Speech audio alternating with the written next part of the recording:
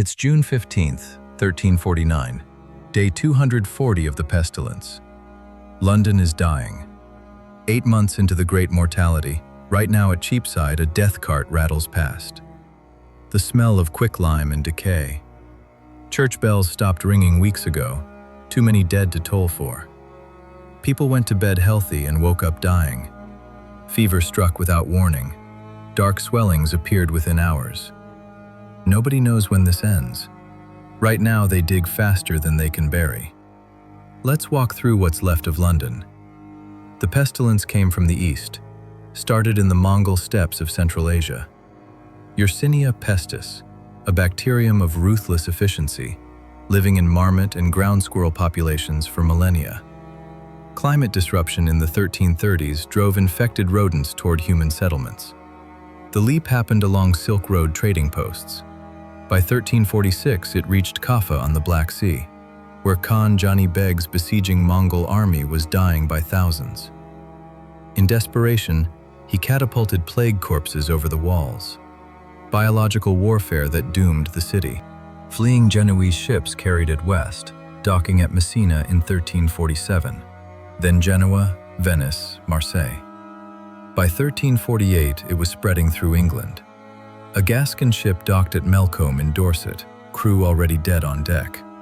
By September, it reached Bristol. By November, it was in London. Now it's June. The dying hasn't stopped. London held 50,000 last year. Today, maybe 20,000 remain. Some fled to the countryside. Most are dead or in plague pits. Mass graves outside the walls holding thousands. The best minds were baffled. Doctors at the University of Paris blamed corrupted air, a planetary alignment of Saturn, Jupiter, and Mars in 1345, releasing noxious vapors. They bled patients already weakened, lanced buboes spreading infection faster. Every rational attempt to stop the disease only fed it. 3 things matter. Survival means avoiding the sick and the dead. Supplies mean food at any price. Uncertainty means nobody knows if tomorrow comes. Our route takes us through 5 stops. Billingsgate Docks, Cheapside Market, St. Bartholomew's Hospital, a sealed street in Cordwainer, and the pits at Smithfield. Morning to dusk through a dying city. Stop 1, Billingsgate Wharf, morning, day 240. 3 ships at the dock, usually 20. Captains won't let crews stay overnight, terrified of London's air. The same ships that brought wealth from the east delivered the greatest catastrophe in human history. Stevedores unload grain wearing vinegar-soaked rags. Useless protection. Everyone thinks miasma causes this. Corrupt air from rotting matter. The theory is wrong. It's fleas on black rats, ubiquitous on medieval ships, scurrying down mooring ropes onto docks. But nobody knows about bacteria yet. A docker hauls wheat. He earns 8 pence daily, was 3 pence before. Labor is scarce. Half the workers are in the pits. He'll spend 6 pence on bread tonight. Prices tripled since winter. The massive depopulation is creating a labor shortage. For the first time in centuries, the peasant holds power. A physician examines a sailor. The man has buboes in his groin, swollen lymph nodes the size of eggs, black and leaking pus. The physician is Roger of Salerno, wearing a long waxed coat, leather gloves. He lances the bubo with a hot iron. The sailor screams. Pus and blood pour out. This sometimes helps, usually doesn't. The man will likely be dead by evening. Contemporary chroniclers describe dock workers greeting arriving ships to scenes from hell. Most sailors dead, bodies rotting on deck. The few survivors delirious, covered in black boils dripping blood and pus. Time to move inland. Stop 2, Cheapside Market, midday, day 240. Half the market is closed.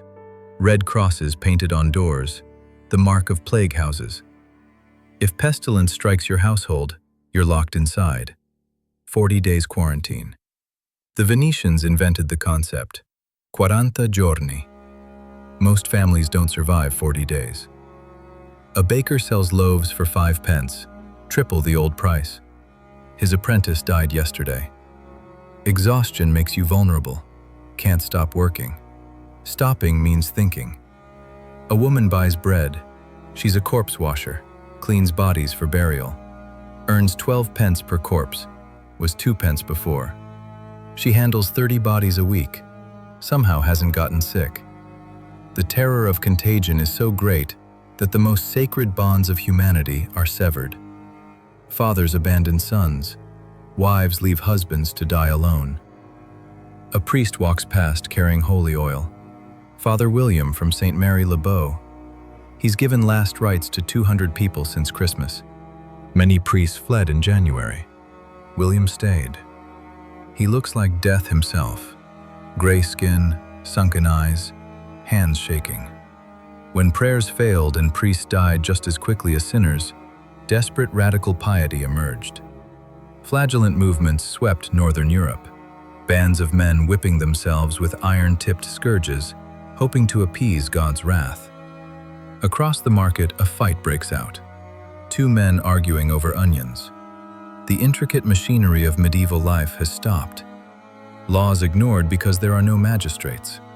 Courts closed, bakeries stopping. The sounds of a busy city replaced by oppressive silence. The count so far. St. Bartholomew's records show 15,000 dead, probably 20,000 total. The real number is higher. Across Europe, perhaps 75 to 200 million dead in less than 5 years. 50% of the population perished. If this is valuable, subscribe to support more episodes. Stop 3. St. Bartholomew's Hospital. Early afternoon, day 240. 60 beds designed for sick poor. Now 200 people on the floor. Straw pallets soaked with sweat and blood. Augustinian monks burn frankincense constantly, trying to purify the air. It just masks the stench. A monk physician named Thomas examines a patient. Buboes in neck and groin, fever burning him alive, skin turning black at extremities. Thomas tries the standard treatments. First, bloodletting. The theory is corrupt blood carries disease. He drains a pint. The patient grows weaker. Next, a poultice, paste made from lily root, onions, and human excrement. Medieval theory says, like cures like. Filth causes disease, so filth draws it out. This doesn't help either. In the corner, another physician tries theriac, viper flesh, opium, herbs. Costs a fortune. A wealthy merchant pays 3 shillings. He'll be dead by morning. His money bought nothing.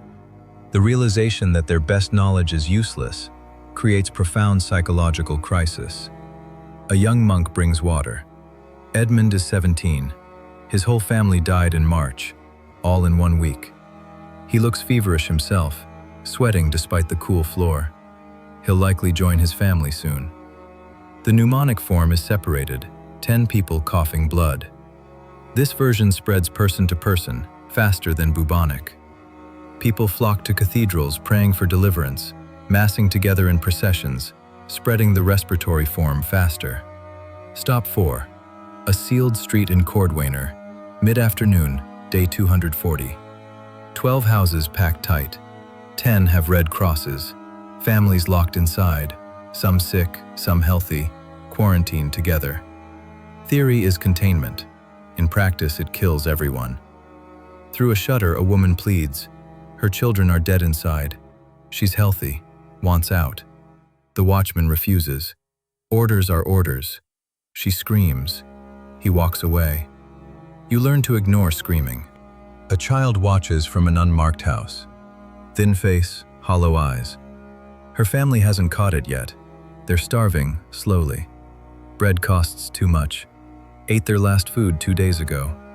The father debates breaking quarantine. If he goes out, he might bring plague back. If he stays, they starve. No good choices. A plague doctor walks the lane.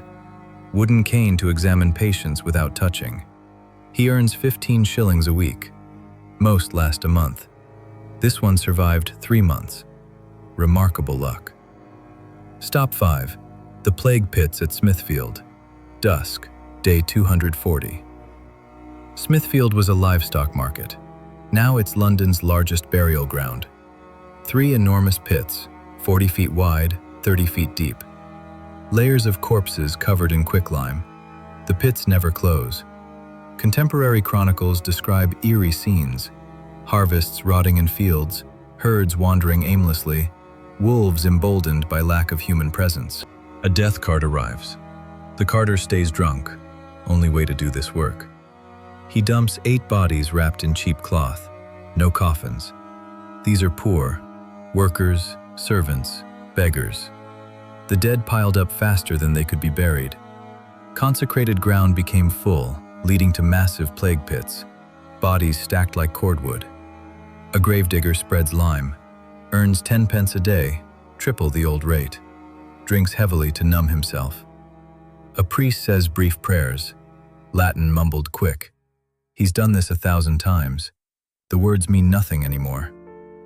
A woman stands at the pit edge. Her husband is somewhere in those layers. Her children too, all dead within a week. She stands, doesn't cry. Cried out weeks ago. How we know this? Chronicles from William of Dean and Geoffrey Le Baker. Death records from parish churches showing massive mortality.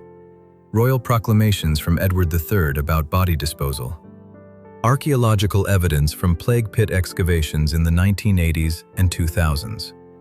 DNA confirmation of Yersinia pestis, the bacterium that causes bubonic plague, carried by fleas on rats.